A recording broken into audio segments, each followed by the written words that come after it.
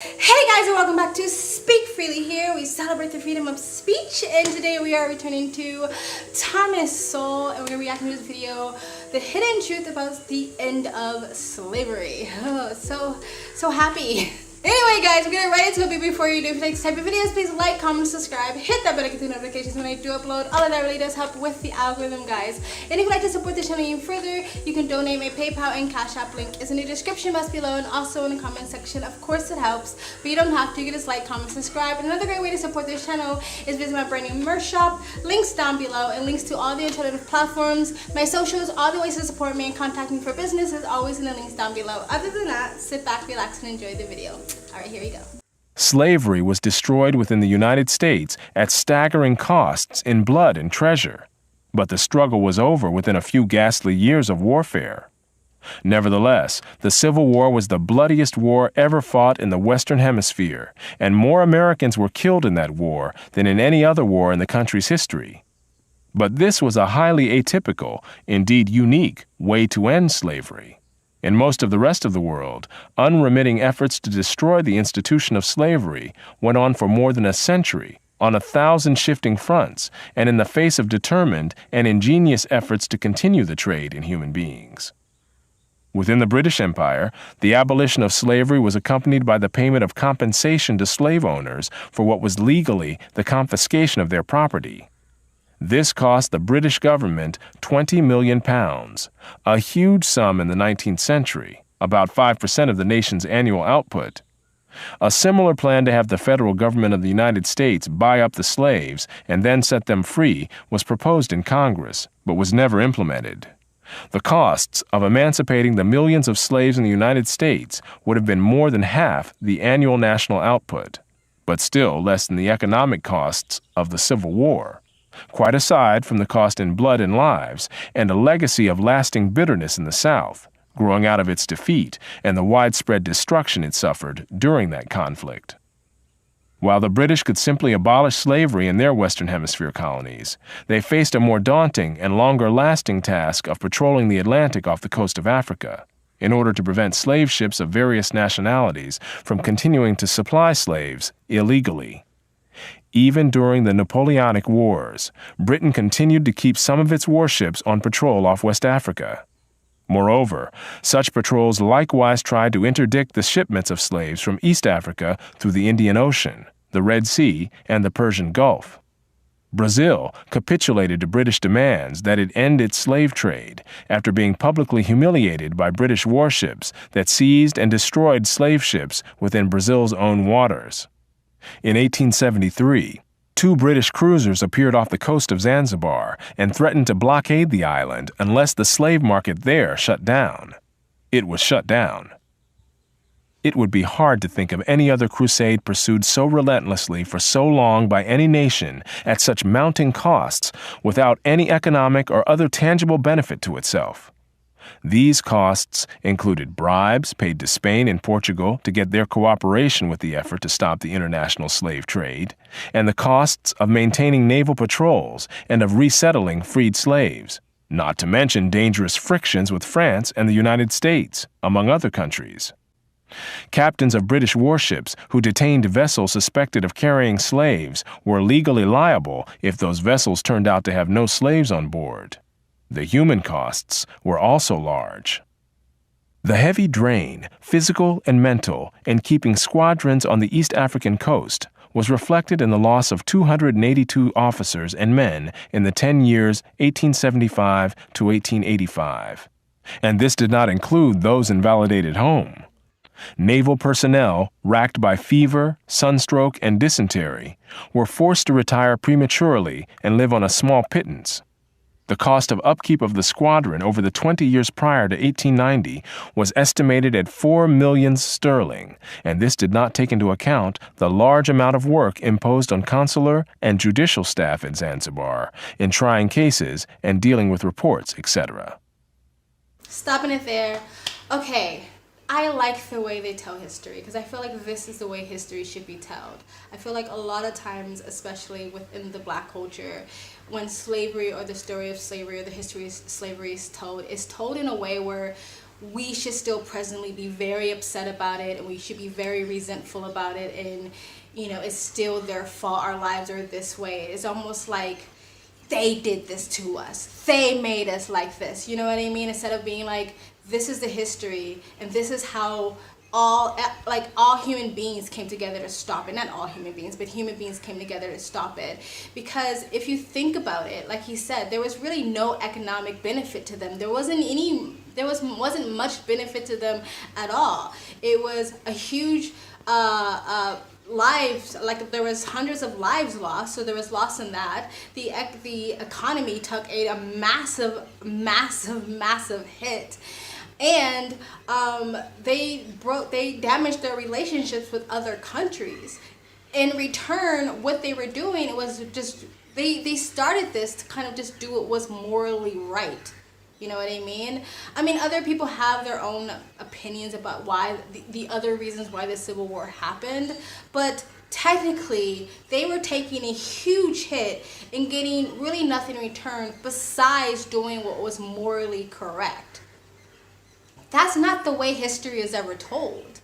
It's not told that people that had nothing, the people had like everything to lose and very less to gain by helping end the horrible practice of slavery, which just speaks to like the morality and the principles and the values and the standards that humankind can have, right? That they're not all just born innately evil and disgusting, and they fought tooth and nail to keep it from slavery from ending. There were people who did that, but there was a large chunk of people who still to this day get so much blame for slavery. They were the ones who fought the hardest to end it. The British, the Americans, they fought the hardest to end it, but they still get blamed as being like evil devils till this day. They get the most blame and the most shame when it comes to the slave trade, but they are the ones who fought the hardest to end it. And all the other countries, like they mentioned, I forgot the Arab countries, or Spain, Brazil, like the couple of other countries that they mentioned, fought tooth and nail to keep slavery from going, but they still never get any backlash for that. And to this day, there's still slavery in some parts of those countries that still are going on today, but still no one ever speaks about it. So I like the way he's telling the history of slavery. I didn't even know the Civil War was one of the bloodiest wars in American history, and I didn't know that it was one of the most costly, or it was like he said over 50% of the annual amount that America makes, or something like that. Like, that's crazy. And so I like the way they're telling it, because again, America and Britain always get the biggest backlash when it comes to this, but they fought the hardest to end it. And not only did they fight the hardest to end it in Britain and America, but they fought hard to end it in other countries. But they seem to get no respect for that whatsoever. Anyway, let's continue. Even so, the results were slow in coming. More streamlined slave ships were designed in hopes of being able to outrun the ships of the Royal Navy in the Atlantic. Nevertheless, the dogged persistence of the British eventually reduced the shipment of slaves across the Atlantic and across the waters of the Islamic world. Although the French flag was for many years widely used as protection from the boarding of ships on the high seas by the British Navy, even by slave traders who were neither French nor authorized to fly the French flag. Eventually, France itself turned against slavery, outlawed the institution, and sent some of its own warships to patrol the Atlantic off the coast of Africa to intercept and deter the shipment of slaves to the Western Hemisphere. The American flag was likewise so used, and the United States, like France, eventually turned against the slave trade and sent warships to join the Atlantic patrols to interdict slave shipments. Although by 1860 the Atlantic slave trade had been effectively stopped, the slave trade from East Africa across the Indian Ocean, the Red Sea, and the Persian Gulf took longer to be reduced significantly. Off the east coast of Africa, smaller Arab vessels called dhows hugged the coastlines, in waters too shallow for the British warships to enter. One British commodore estimated that he captured one dhow for every 8 that escaped. Nevertheless, during the period from 1866 to 1869, 129 slave vessels were captured and 3,380 slaves were freed. When the threat of being boarded seemed imminent, the Arabs would throw slaves overboard to drown, rather than have them be found on board, which could lead to British seizure of the vessel and punishment of those who manned it. The worst that could befall the slaves was when the slaver was overhauled by a British cruiser, and they might then be flung overboard to dispose of all evidence. Devereux mentions a case where the Arabs, when pursued by an English cruiser, cut the throats of 24 slaves and threw them overboard. Colomb also states that Arabs would not hesitate to knock slaves on the head and throw them overboard to avoid capture. Because there were only a few naval ships available to cover a vast expanse of water in this region, British warships would often launch smaller boats to engage the Arab slave dhows. In these cases, as one study put it, the slave traffickers frequently did not hesitate to attack boat crews in defense of their profits. Battles between the Arabs' vessels and the smaller British craft were especially likely when the larger ships that launched them were too far away to reach the scene in time to join the battle. In other cases, the Arabs fled even from the smaller British vessels. An episode in 1866 was typical. On 26 April 1866, the Penguin set out after a dhow and fired several shots in an effort to make the crew come to. When the dhow failed to lower its sail, Gartorth felt certain that she was a slaver and ceased firing for the sake of the slaves on board. However, he managed to close with the dhow, which then made for the rocks through a heavy surf. By the time the ship's boats could be lowered to follow, the Arab crew had fled, but the pounding surf made any attempt by the slavers to salvage the human cargo too dangerous. To their horror, the boat crew found that they too could not reach the dhow, which was rapidly filling with water, drowning the slaves. The boat officer decided that he could not risk coming in close to the dhow, but several of the crewmen of the cutter recklessly dived in and swam through the surf to the dhow. In a remarkable display of courage, the sailors managed to bring 28 of the slaves back to the boat. But the dhow appeared to have had more than 200 slaves on board, and most died in the pounding waves. That's crazy. I think drowning is like the worst way to die. And it's sad, like as much as a human being or humankind can be heroes and brave and risk their lives for another human being, they can also be super fucking disgusting. And for them, slaves were nothing but property. It didn't matter. I'm not risking my life for property or something that they feel probably is less than human. So they have no problem slitting their neck and knocking them out and throwing them overboard. But drowning, honestly, for me, is like, that's like my fear. Like drowning and getting burnt alive is like my worst fear, or being tortured slowly to death. Anyway, I digress. And till this day, people still behave that way with other people, like when it comes to human traffickers and sex traffickers and stuff like that. But also, what also shows from the other spectrum of the most disgusting type of human being is the most bravest type of human being, where first this ship that was trying to stop the slave ship ceased fire for the benefit of the lives of the slaves, and then when it seemed like it was impossible and too risky to try to save any slaves, there were people who jumped off the boat, swam in the rough waters, risking their own lives to save a life of a slave. That is the part of history that's not told. Because again, we have to only demonize anybody who ever existed or was alive back then and never tell the other side of the story. And I like getting both sides, and I think this is how history should be told. Not by these woke-ass teachers that's trying to rewrite history for their own ideological, stupid-ass narrative, but like actual history. Of course, I am taking the benefit of this person. I trust Thomas Sowell. He's proven to me multiple times to be a smart, honest, and genuine man. But of course, you probably should look this up yourself, including I, to make sure everything he's saying is true. But let's just say everything he's saying is true, and this is historical fact. This is how history should be told, in my opinion. But let's continue. In another episode, the Arabs' ruthlessness toward the slaves was further revealed. When the Daphne's cutter captured a dhow with 156 slaves on board, many were found to be in the final stages of starvation and dysentery.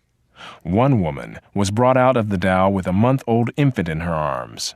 The baby's forehead was crushed, and when she was asked how the injury had happened, she explained to the ship's interpreter that as the boat came alongside, the baby began to cry, One of the dowmen, fearing that the sailors would hear the cries, picked up a stone and crushed the child's head. This was not a unique act. British missionary and explorer David Livingstone related a similar incident on land. One woman, who was unable to carry both her load and young child, had the child taken from her and saw its brains dashed out on a stone. Dr. Livingstone also reported having nightmares for weeks after encountering Arab slave traders and their victims. Not only was this Christian missionary shocked by the brutality of the Arab slave traders, so was Muhammad Ali, the ruler of Egypt, who was a battle-hardened military commander. None of this means that the horrors of the transatlantic slave trade should be ignored, downplayed, or excused, nor have they been. A vast literature has detailed the vile conditions under which slaves from Africa lived and died during their voyages to the Western Hemisphere. But the much less publicized slave trade to the Islamic countries had even higher mortality rates en route, as well as involving larger numbers of people over the centuries, even though the Atlantic slave trade had higher peaks while it lasted. Stopping it there. Okay, I have like such an active imagination. Like when I hear things, it just sticks in my head, and once I get the image, it like never goes away. Like, so I need to be careful about what I look at and listen to. That is fucking disgusting. And if you don't know anything about, and it seems a little bit like I'm getting off topic. If you don't know anything about what happened in Burma, when they were doing like the ethnic cleansing of the Rohingya tribes, I listened to some of the testimonies of the women, mostly women, some men who were escaping torture and death, that a lot of similar things happened to them. That hearing women, especially these mothers, are so young in these cultures, like teenagers, but hearing women tell how their children was ripped out of their hands and literally their heads flung against trees until like just cracked open, or watching their babies being thrown on the ground and like literally burnt alive, and then after that being gang raped in front of like next to their dead child or something like that, and their husbands talking about like that they don't know how to fix their wives, their wife can't stop grieving or crying, and I don't know, like it's not in a bad way, but like the husband wants to help their wife, but he can't, he doesn't know what to do, and these are really young people, so that just reminded me of that, like how disgusting people can be. And the other thing was that I hear a lot of people talk about how like, oh well, slavery has never been acknowledged correctly, and we won't give up the fight until slavery is acknowledged. Like, it has been acknowledged numerous of times. There has been vast amount of literature that is discussed in detail about the tragic, like unimaginable human, like just awfulness that happened to these slaves. There's been movies upon movies and television shows and plays and songs, and we have acknowledged it, but it's like, it's nothing wrong with learning about the history, but to stay stuck in the history and stay stuck in the past, and almost like people talk about like cultural appropriation, almost try to appropriate the slaves' pain as your own, and kind of use that as your own sort of like barrier, like cross the bear. It's like these people lost their lives for just horrible reasons, but also like if you don't take the life and the privilege that you have now and make the fucking best of it, then it's almost like they died for no reason, and these people risk their lives for no reason, right? If you try to pretend as if that you can, you like, we haven't moved on, or we haven't evolved, or we haven't progressed, because just the act of these people putting their lives at risk once again to save slaves, that is progression in itself. That is evolving as human beings, or as the human species, the race. Anyway, let's continue. By a variety of accounts, most of the slaves who were marched across the Sahara toward the Mediterranean died on the way. While these were mostly women and girls, the males faced a special danger: castration, to produce the eunuchs in demand as harem attendants in the Islamic world. Because castration was forbidden by Islamic law, the operation tended to be performed, usually crudely, in the hinterlands, before the slave caravans reached places within the effective control of the Ottoman Empire. The great majority of those operated on died as a result. But the price of eunuchs was so much higher than the price of other slaves that the practice was still profitable on net balance. The British Governor-General of the Sudan, C.G. Gordon, estimated that between 1875 and 1879, from 80,000 to 100,000 slaves were exported through his region. General Gordon imposed the death penalty on those convicted of castrating slave men to market them as eunuchs. His attempt to stamp out slave trading in the Sudan cost him his own life as an opposing army, raised and led by Muhammad Mahad, defeated his troops at Khartoum in 1885 and killed Gordon, after which the slave trade flourished again. British control in the region was firmly re-established in 1898 by the crushing victory of troops led by Lord Kitchener at Omdurman, and including a young officer named Winston Churchill. On the issue of slavery, it was essentially Western civilization against the world. At the time, Western civilization had the power to prevail against all other civilizations. That is how and why slavery was destroyed as an institution in almost the whole world. But it did not happen all at once or even within a few decades. When the British finally stamped out slavery in Tanganyika in 1922, it was more than half a century after the Emancipation Proclamation in the United States, and vestiges of slavery still survived in parts of Africa into the 21st century. Wow, man, the Arabs were brutal. It's no surprise that I think slavery still kind of exists around most parts of the world today. Yeah, he basically said what I was saying earlier in the video, that if it wasn't for the West, slavery could very much, like globally, could still very much be going on today. If it wasn't for the West, I could still be a slave. But they never get the credit for it, ever. Actually, they've been labeled the worst of the worst, the most evil of all evils. And no one ever talks about the side of, like, they literally fought tooth and nail, not to only end it in the West, but to end it in other parts of the world. And I like how both sides of the coin is spoken about. They're not speaking about in a way where it's like, oh, you should just dismiss the tragedy of slavery because we ended it and we're the good guys. We should not acknowledge the horrific acts of slavery because, hey, we're the good guys. They're saying both sides. And I feel like that's how the history should be told, instead of with this sort of resentfulness and this bitterness of it. You know what I mean? Anyway, guys, tell me what you think of this video. This is part 1. I'll eventually do part 2 of my others, the truth about slavery that they don't teach you in schools. But, you know, I'll space it all out. Let me know what you guys think in the comment section below, what I said, what Thomas Sowell said in the comment section below. Did you know any of this, but you already knowledge, or did you learn something new today? Like, comment, subscribe, hit that bell to get notifications when I do upload. All of that really does help with the algorithm, guys. And if you'd like to support this channel further, you can donate. My PayPal, my link in the description box below, and also in the comment section. Of course it helps, but you don't have to. You can just like, comment, subscribe. I also have a second travel vlog channel. I travel as a lifestyle. I live abroad. If you'd like to know where I am in the world, you can go to the description box below and also in the comment section. Hit the link, go subscribe to my travel vlog channel, and or follow me on my travel Instagram. My stories is usually what's most up to date. And you guys have an amazing day. Bye.